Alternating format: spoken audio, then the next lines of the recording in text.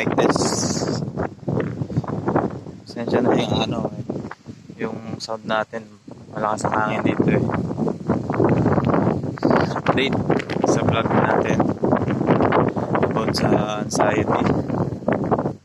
Yung takot sa bahay, palpitate, mag-exercise, takot, mamamatay na. Ngayon ko lang nalaman pagtatlo. Talagang lahat, kailangan lang nating labanan. Hanap tayo ng sumama tayo sa mga tao na maintindihan tayo. Yung pag-focus tayo sa limit natin, yung dating ginagawa natin na natin nagagawa ngayon. Diba? Papapaisip ka, wala ka ng sakit din. Pero meron yun, meron sakit. Kailangan lang natin tanggapin. Meron tayong sakit sa isip.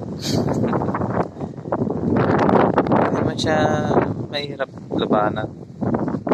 Kailangan lang talaga ng tiwala sa Diyos. Kung mamamatay tayo, mamamatay tayo.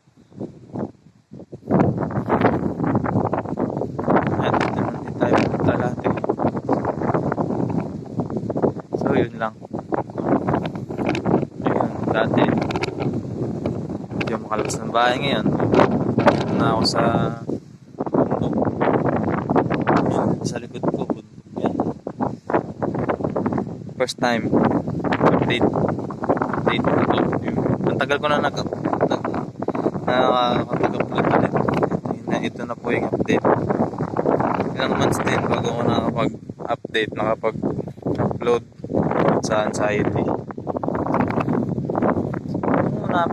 Pagkakit dito, pinipilit nila ako, pero parang ayoko talaga eh. Pero nung subukan ko na,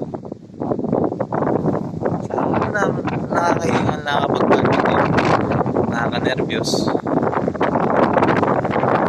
Pero